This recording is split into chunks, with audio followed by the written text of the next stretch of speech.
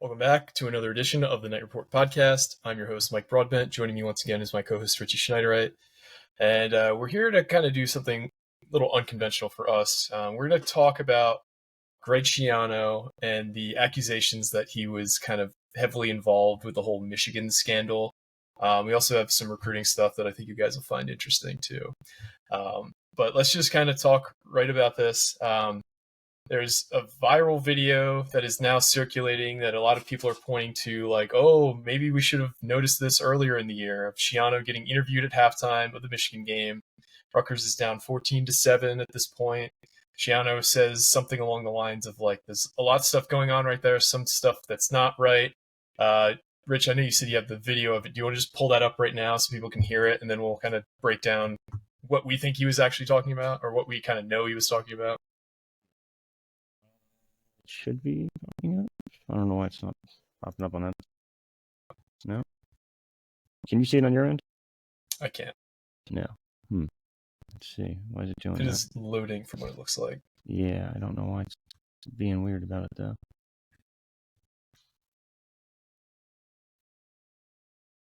There we go. All right, perfect. So I can't hear anything right now. You can't hear it? No.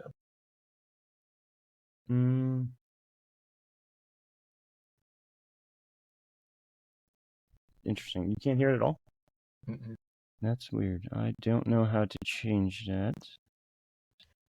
Let's see. Would it be this? Hear it now? No. Still no? Nope. Well, I'm not really sure, but he doesn't really say much, so we kind of just have to work with what we got. All right, so basically what Schiano says is, I kind of paraphrased it earlier, but he says there's a lot going on out there right now. Some of the stuff going on out there right now isn't right, and we got to talk about it in the locker room. So some people are insinuating that he was talking about, they're noticing basically that all the plays they call are getting sniffed out pretty quickly by Michigan. But what in reality was happening was the refereeing was just so clearly one-sided that first half, just absolutely brutal. To rehash it a bit, Rutgers has the ball up 7-0 after a 3-and-out. Kyle Monungai breaks a 25-yard run. They call a bullshit holding call that, upon replay, even the people in the booth are like, I don't know what they saw there, but I guess it was a hold. And that basically set the offense back. 1st and 20, you guys know that this offense isn't really built to convert 1st and 20 against Virginia Tech, let alone Michigan. Yeah. And there was a bunch of other calls in that game, but is that your read on things too? I know you've kind of talked to some people. He's so strategic with everything he does. Let's be honest. Like, he's one of the most strategic guys there is. Like, he's all about details. He's not going to go out there at halftime and basically accuse Jim Harbaugh of sign stealing.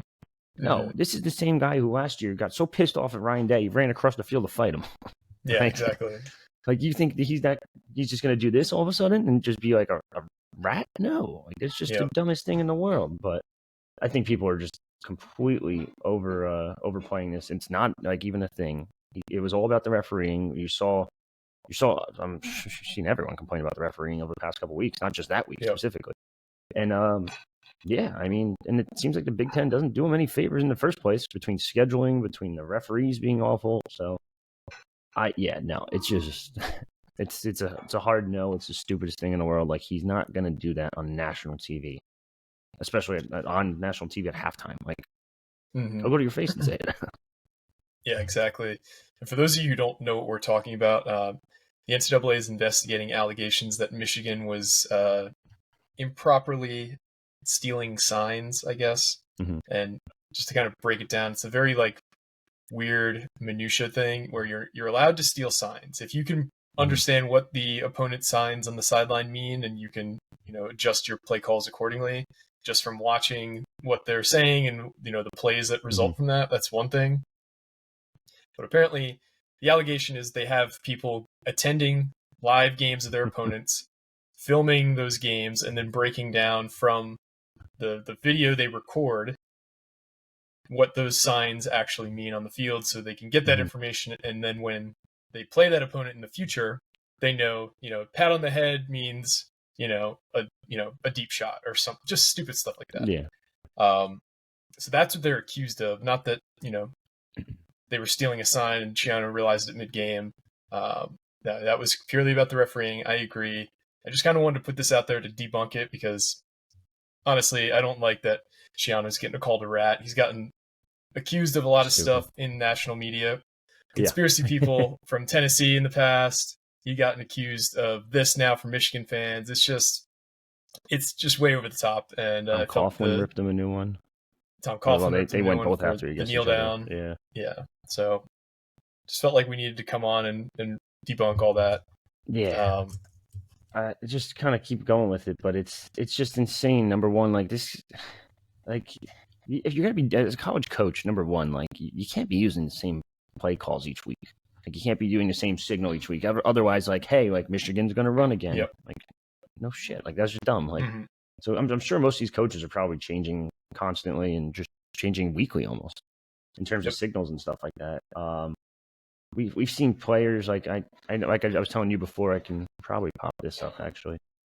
I found it interesting because Northwestern did this, and who else was it? Virginia Tech did it when they came to Rutgers, and it's just like hiding from. I don't know if they're trying to hide it from the booth, or someone also insinuated they might be like doing it in terms of what do you call it? Trying to get the players to like look here.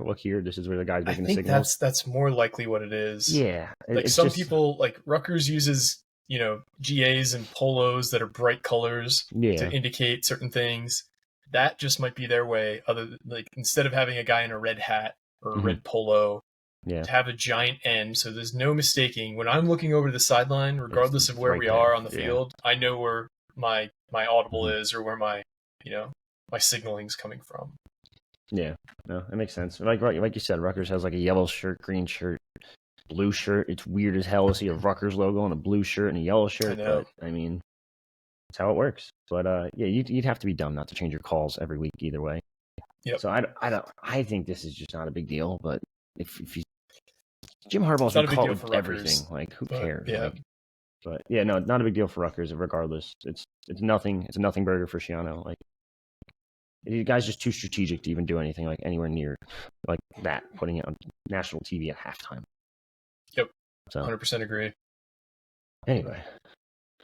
So what else did you want to hit on today? Ooh, a little recruiting info. So I was talking to some people again from the weekend. Got a couple more tidbits from the big, arguably the biggest recruiting weekend in Rutgers basketball history, Rutgers athletics history, maybe.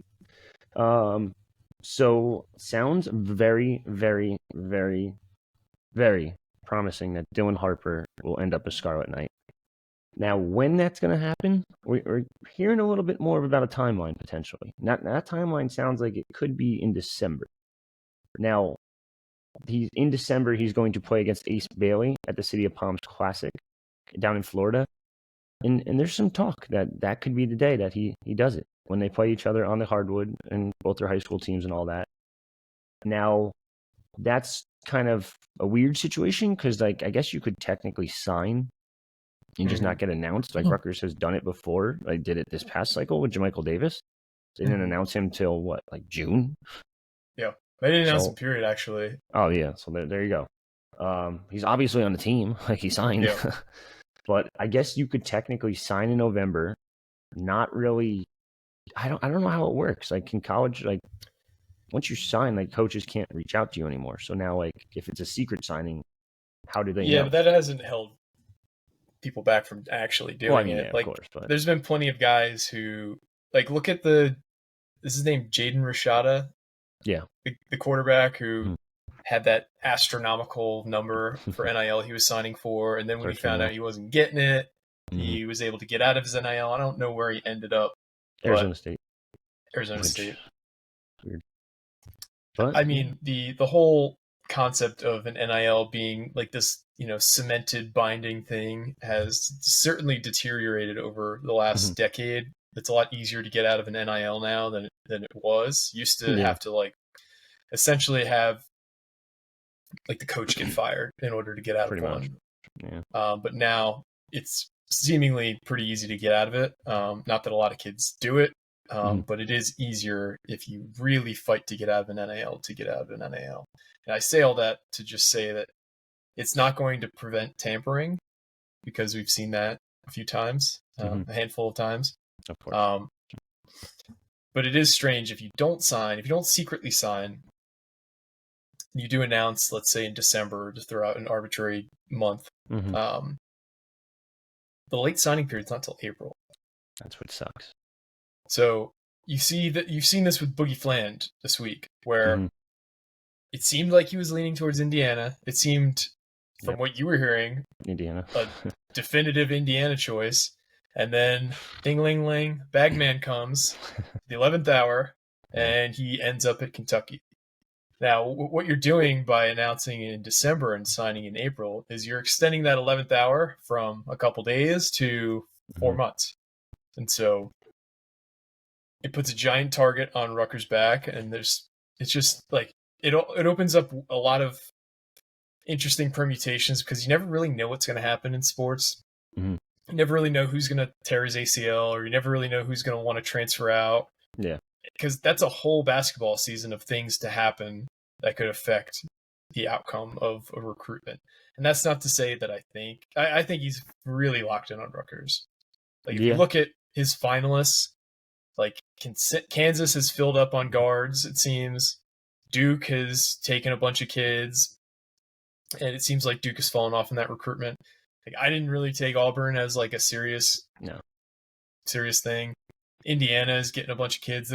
They only have one commitment from the 24 class right now, but I don't think Indiana was ever really a totally serious thing either. Trolled him. He trolled him. Yeah, he was doing the Ron Harper Jr. Onions pose and the Indiana candy stripes. Yep. So all that's to say is, everything's pointing towards Rutgers. I'm not saying any of this stuff I just said the last minute and a half to dissuade anyone from believing in it. It's just an awkward time if you're going to commit then to do it. That's all. Yeah. No. But it's his recruitment. So he can do whatever the hell he wants. Like, I want him to feel like he has ownership on this. Like, I know he's probably getting pulled in a lot of directions. He's got a lot of people talking about him all the time, which I can understand would be stressful if you just like have everything taken out of context. Like, a single Instagram story that you post can be like a talking point for an entire week for certain people. Yeah. So all that's to say is, he's got to just do what he thinks is right, not necessarily what everyone else thinks is right. Yeah, I agree. But it does sound like December could be the day. Finally, we might have a date, sort of. Not really. Who knows? But it seems like it's all Rutgers all the way. After this weekend especially, another visit, an official visit, finally. I don't think he's going to visit anywhere else personally. I know people keep talking that he might want to make those other visits, like to Kansas and potentially Duke again, but I don't see it happening at this point. Yeah, and for those of you who don't know, you used to only be able to take one official visit to each school. They recently changed that in the last few years, where you can only take one official visit to a certain school in a certain year. So you can take official visits as a junior and a senior. Yep. And you could take multiple official visits to schools in your in that period of time. So you can take one each year. You can also take as many official visits as you want at this point. So it's insane. I'd like to see like who ends up having that record of taking the most official visits. I haven't heard of anyone who's just like taking one every weekend, but I'm sure a kid will do that at some point. Yeah, big name kid who's going to end up doing it. I would have been intrigued to see if Travis Hunter would have like. I feel like he's a kid that would have went to like all top 18 schools. Like, fuck it, just go everywhere. And why not? Weekend. Like, you get treated like a king. You eat like the best foods you've ever had. Like, it's great. You get just 5-star treatment. Your family can come along with you. Like, I don't see why you wouldn't. I mean, I know I wouldn't, because I probably. As you know, in my 30s, I'd be more mature about it than a 16-year-old, and rightly so. And I don't know. I could see somebody doing a lot of crazy stuff, but we'll see. It's a lot of steak dinners. That's a lot of steak dinners, a lot of lobster. Yeah. Remember that guy Willie Williams back in the day? He had that recruiting diary on Rivals. I don't think so. I don't really know. There's a 5-star kid out of Miami. I think it was a 2002 or 2003 class, and he did like a diary thing for Rivals where he was talking about each official visit he went on. And just the stuff that he was like talking about on each trip was hilarious. It was like, they brought us to this place and they served a steak. They didn't give us no lobster or shrimp though, so I didn't really like that. But I have to look into that. See if I can find those. Yeah. But yeah, big that's really weekend right? For Rutgers sports though. Just want to run through a few things because this might be one of the biggest weekends of the year for Rutgers. Obviously, football team is in Bloomington, trying to get their 6th win of the year, become bowl eligible for the first time since 2014. I know we went to the Gator Bowl, not the Gator Bowl, Gator Bowl. Yeah, Gator Bowl. Gator Bowl. In 2021, but it's that was kind of backing into it. The basketball team has an open scrimmage against St. John's on Saturday at Carnesecca Arena in Queens. Still tickets available. If you want tickets for that, I don't have a link for you. Just Google it. Yeah. It's for all the proceeds go to the V Foundation for Dickie V. It's for cancer research. It's a great cause. Is that Jim Valvano actually? Sorry. The V Foundation. Good question. It's for Dickie V, I know, but I don't know if it's for the V Foundation. Anyway, I think it is the V Foundation, and that was from Jim Valvano, so my bad. Gotcha. Also, the field hockey team on Sunday is facing the number 1 team in the nation in Northwestern. So Rutgers plays tonight as well against Indiana, I think, in field hockey, and they're not very good. Yeah. So if they win both games this weekend, they are guaranteed at least a share of the Big Ten regular season title, which would be huge. It would be, I believe, the first in program history. I think they won the Big Ten tournament title a few years ago. They're currently the only undefeated team in all of Division I field hockey. So huge opportunity for the team to continue their undefeated season. They just won 4-2 40 minutes ago. So they won 4-2 today. So they are still undefeated. So if they win on Sunday, they will win a share of the Big Ten regular season title. So interesting. Those are the items of the weekend. Is there anything else you wanted to hit on? No, I think we're just getting ready for tomorrow. Bowl eligibility on the line. So hopefully they can get that locked up and get that done with, and then we can start speculating on bowls again. Yeah, big weekend. A lot of big-time games. I know we have some big games in the Big Ten this weekend. Penn State plays Ohio State. So I think that's right. Michigan State, but that's nothing. Michigan State. It would have been a bigger game had they not totally imploded. But have a coach, yeah. Oh well. All right, guys. So this is gonna be a little shorter than normal, but thank you to all who have liked, subscribed, followed, all of the different things that help grow the show. If you haven't already, I know if you listen to the show for a while, I've asked this before. If you haven't already, give us a like, give us a follow, subscribe to the channel on YouTube, follow it on your favorite podcasting app, rate it and review it if you haven't already. Those, it seems like something small and trivial, but it really does help the show get to a wider audience and helps us grow our show in general. Really excited for this weekend. Thanks to everybody who listened. For me and Richie, this has been another edition of the Net Report Podcast. Signing off.